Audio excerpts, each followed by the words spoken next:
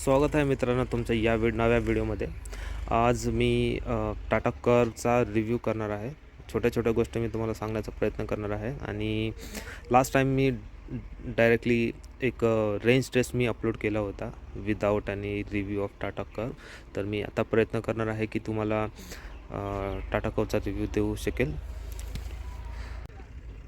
ही आहे टाटा कर्वची साईड प्रोफाईलमध्ये तुम्हाला दिसेल की नोटिसेबल जे एलिमेंट्स आहेत ते आहे व्हील्स आणि डोअर हँडल्स.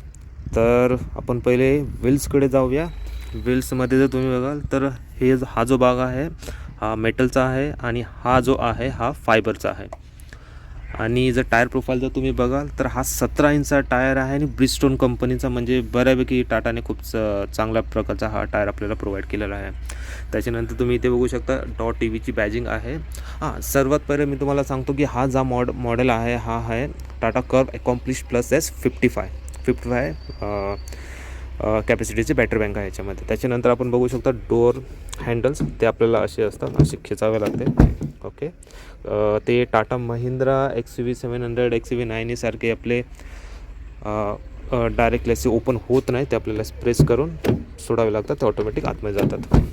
त्याच्यानंतर ही आहे साईड प्रोफाईल. त्याच्यानंतर बॅक प्रोफाईलमधून जर तुम्ही बघाल तर तुम्हाला दिसेल की इथे कनेक्टेड हेडलाईट आहे इकडनं, आणि टाटाचा लोगो, इथं बॅक कॅमेरा, इथे 360 ORVMच्या खाली इथे तुम्हाला एक कॅमेरा दिसेल. त्याच्यानंतर इथे तुम्हाला 2 सेन्सर, पार्किंग सेन्सर मिळतात, इथे एक आणि इथे एक. मला असं वाटतं की 4 सेन्सर द्यायला पाहिजे होते. त्याच्यानंतर हे तुमचं आहे रिफ्लेक्टर आणि ही आहे तुमची रिव्हर्स लाईट. या साईडला पण ऑलमोस्ट सेमच आहे, काही डिफरन्स नाही आहे. त्याच्यानंतर या साईडला तुम्हाला इथे एक कॅमेरा मिळेल, 360 डिग्री कॅमेरा. त्याच्यानंतर या हँडलला तुम्हाला इथे रिक्वेस्ट सेन्सर मिळेल.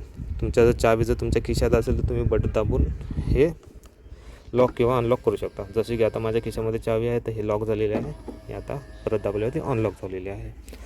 त्याच्यानंतर फ्रंट प्रोफाईलवरती येऊ तर तुम्हाला इथं दिसेल की टाटा नेक्सॉन प्रेरित हे तुमचे टर्निंग हेडलॅम्प्स आणि त्याच्यानंतर कनेक्टेड DRL आपल्याकडे आहे. ठीक आहे. त्याच्यानंतर इथे चार्जिंग पॉईंट जो आहे तो मधोमध दिलेला आहे. मला असं वाटतं की तो मागच्या साईडला दिला असता तर बरं झालं असतं. आणि त्याच्यानंतर इथे तुम्हाला एक दिसेल फ्रंट कॅमेरा, म्हणजे या गाडीमध्ये 360 डिग्री कॅमेरा आहे. त्याच्यानंतर हा फ्रंट सेन्सर, हे 2 सेन्सर दिलेले आहे. हेडलॅम्प बघू शकता तुम्ही, खूप छान प्रकारे हे फॉग लॅम्प याच्यामध्ये असतात, हे तुमचे प्रोजेक्टर हेडलॅम्प्स. त्याच्यानंतर इथे एअर कर्टन आहे, जेणेकरून गाडीचा ड्रॅग कमी होईल आणि आपल्याला इफिशियन्सी जास्त मिळेल. हे ऑलमोस्ट प्रत्येक गाडीमध्ये आता आपल्याला मिळतं. याच्या व्यतिरिक्त जर तुम्ही ते बघाल तर तुम्हाला वायपरही खूप चांगल्या पद्धतीचे दिलेले आहे. असे रेग्युलर नाही तर थोडेसे प्रीमियम क्वालिटीचे तुम्हाला वायपर इथे प्रोव्हाइड केलेले आहेत. इथे जर तुम्ही बघाल तर इथे तुम्हाला ऑटोमॅटिक वायपरचं सेन्सर आहे या साईडला, जर दिसत असेल तर इथे.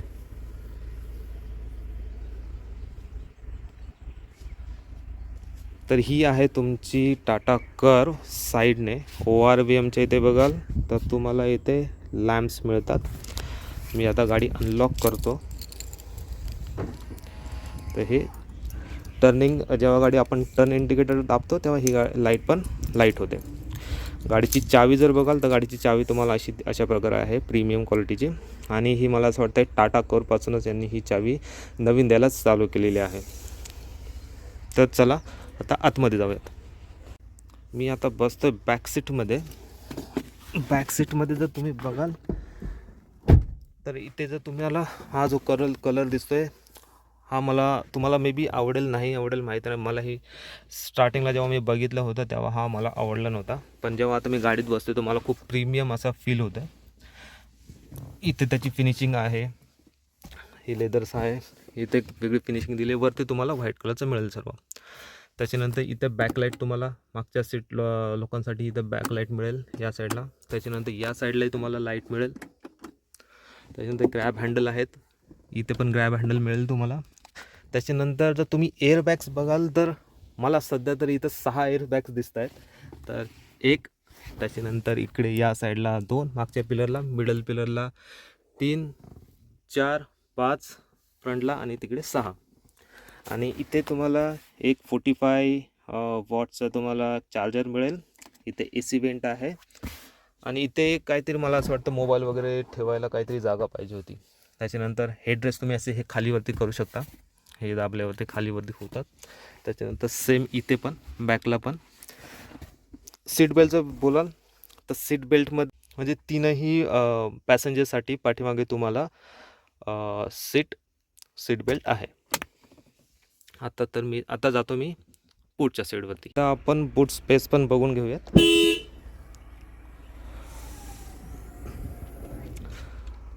खूप मॅसिव असा बूट स्पेस आहे. नंबर मी तुम्हाला कमेंटमध्ये टाकतो किंवा व्हिडिओवरती मी ते खाली टाकून देईल. एक्झॅक्ट मला नंबर आता सध्या माहीत नाही, पण बराच खूप मोठा आहे.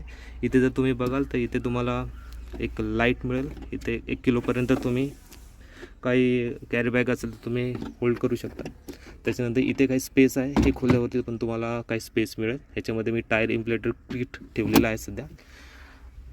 या साईडलाही तुम्हाला काही स्पेस मिळतो. या साईडला काय नाही आहे, या साईडला ओपन आहे.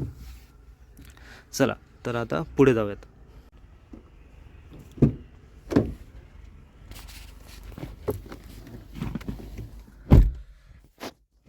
ओके, तर आता पुढे बसल्यानंतर तुम्हाला जाणवेल ही स्टिअरिंग. सगळ्यात पहिले मी पहिले गाडी चालू करतो. इकडे बटन आहे, गाडी चालू झालेली आहे.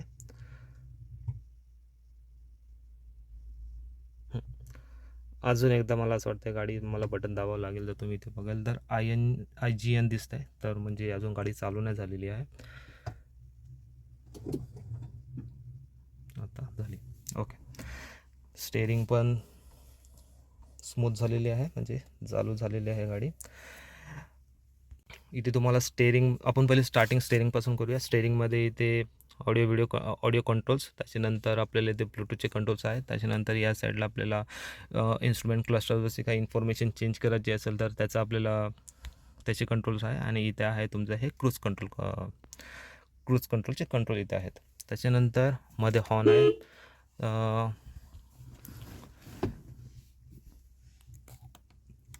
हे आहे तुमचं TPMS या गाडीमध्ये आहे. तुमचं गाडीचं टायर प्रेशर किती आहे हे आपल्याला शो करत आहे. त्याच्यानंतर सर्विस किती आहे, काय आहे, हे बटन दाबल्यावरती आपल्याला कळेल. Energy flow, media, navigation, notification काही असतील तर energy info, trip aid, drivers attention assist, खूप सारे फीचर्स आहे, हे तुम्ही नंतर बघू शकता. त्याच्यानंतर इथे बघाल तर इथे 10.25 इंचचा हा इन्स्ट्रुमेंट क्लस्टर मिळणार आहे. असा याचा हा व्ह्यू असणार आहे. त्याच्यामध्ये तुम्हाला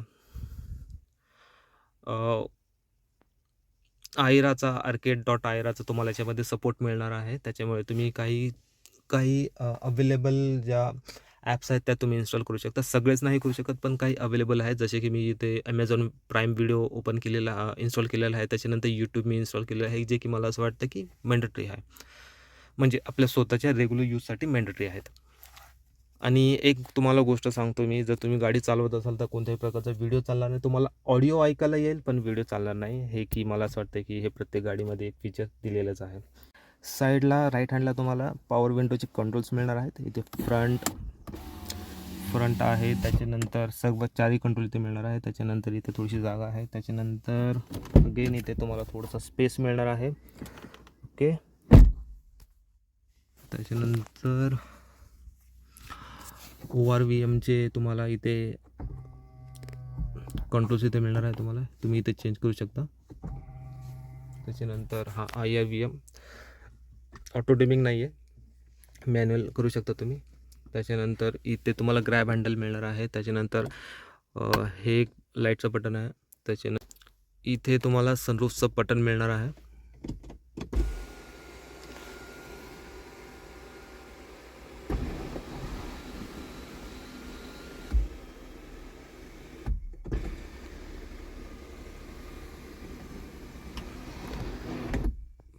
फक्तच तुम्हाला हे ओपनच फक्त वरतीच करायचं असेल तर तेही करू शकता तुम्ही अशा प्रकारे. फक्त हे बटन प्रेस करायचं. याच्यानंतर आता राहिलेलं आहे तुमचं हे कंट्रोल पॅनल. तर या कंट्रोल पॅनलवरती जर तुम्ही बघाल तर इथे मला असं वाटतं तुम्हाला आता नंतर जो राहिलेला आहे तो आहे तुमचा कंट्रोल पॅनल. कंट्रोल पॅनलवरती तुम्ही बघाल तर इथे तुम्हाला हे चार्जिंगचे बटन, चार्जिंग गनचा बटन आहे. त्याच्यानंतर हे फॉग लॅम्प आहे. त्याच्यानंतर हे हिल डिसेंट कंट्रोल आहे. त्याच्यानंतर हे पार्किंग लॅम्प, बूट ओपन, सगळं गाड्या लॉक करणार हे. त्याच्यानंतर 360 डिग्री कॅमेरा. त्याच्यानंतर हे आहे express cooling, circulation of air internal, म्हणजे आपल्याला आताच सर्क्युलेट करायची आहे की बाहेरची हवा पण पाहिजे. Rear defogger, front defogger. त्याच्यानंतर हे आणि त्यानंतर इथे आपल्याला एसीचे इथे कंट्रोल मिळणार आहेत. आणि एक गोष्ट राहिली आपल्याला चार्जिंग लीड ओपन कसं करायचं, त्यासाठी इथे एक बटन असतं. आता मी गाडी बंद करतो, गाडी चालू असेल तेव्हा हे बटन आपल्याला इथे दिसत नाही. तर मी आता गाडी बंद करतो तर तुम्हाला इथे आलेलं दिसेल. तर हे जर दाबलं तुम्ही तर मग पुढचं चार्जिंग लीड तुमचं ओपन होणार आहे. आतून ओपन होतं आणि जेव्हा बंद करला तुम्ही मॅन्युअली त्याला ढकललं तरी ते बंद होतं. पण मी सजेस्ट करेल की ते आतल्या साईडनेच बंद करा, जेणेकरून ओपन इकडनंच होणार. बोनेट ओपन करून पण ओपन करू शकतो आपण. तिकडे आपल्याला एक तार दिलेली असते जी खेचून आपण ते ओपन करू शकतो. पण मी सजेस्ट करेल की आपण बटन दिलेलं आहे तर बटननेच आपण ओपन किंवा क्लोज करूया. ते गिअर इथे बटन दाबून आपण मागे पुढे करू शकतो. रिव्हर्स, न्यूट्रल आणि ड्राईव्ह. काय गरज नसेल तेव्हा आपण हे दाबू शकतो, पी दाबून सोडून देऊ शकतो. त्याच्यानंतर पार्किंग ब्रेक. त्याच्यानंतर ऑटो होल्ड बटन आहे. इथे मोड्स दिलेला आहे आपल्याला, इको, सिटी आणि स्पोर्ट्स मोड. त्याच्यानंतर इथे आपल्याला आहे हा वायरलेस चार्जर आपल्याला या मॉडेलमध्ये मिळतो. आणि आपल्याला इथे आर्मरेस्टसुद्धा इथे मिळतो. त्याच्यामध्ये बरंच असं एक स्पेस आहे आतमध्ये जागा. आता याच्यामध्ये मी माझी काही सामग्री ठेवलेली आहे. तर मग खूप असं डीप आहे आपण आणि खूप छान आहे. ग्लो बॉक्स बघूया आपण. खूप डीप तर दिसतो. इथे 2 कंपार्टमेंट आहेत. एक इथे एक छोटासा डायरी वगैरे ठेवण्यासाठी. त्याच्यानंतर इथे काय आपलं सामान वगैरे असेल तिथे ठेवण्यासाठी. डीप वगैरे आहे पण तो कूल नाही आहे. एक लॅम्प तुम्हाला दिसतोय खाली, तर एक लॅम्प पण त्यांनी प्रोव्हाइड केलेला आहे. तुम्हाला 360 डिग्री कॅमेराची क्वालिटी एकदा तुम्हाला मी दाखवून देतो. टाटाने कॅमेऱ्यावरती खूप चांगल्या प्रकारे काम केलं आहे. जर तुम्ही बघाल तर हा आहे फ्रंट कॅमेरा. जर मी बॅकचा करेल तर हा आहे बॅक कॅमेरा. हा तुमचा साईडचा आणि हा तुमचा आहे राईट साईडचा. क्वालिटी टाटाने याच्यावरती खूप चांगल्या प्रकारे कॅमेऱ्यावरती काम केलेलं आहे. तर हा होता टाटा कर्वचा रिव्ह्यू. जर तुम्ही घेण्याचा विचार करत असाल तर काही प्रश्न असेल तर तुम्ही कमेंटमध्ये मला नक्की विचारू शकता. आणि जर व्हिडिओ आवडला असल्यास कृपया लाईक आणि सबस्क्राईब करा. धन्यवाद.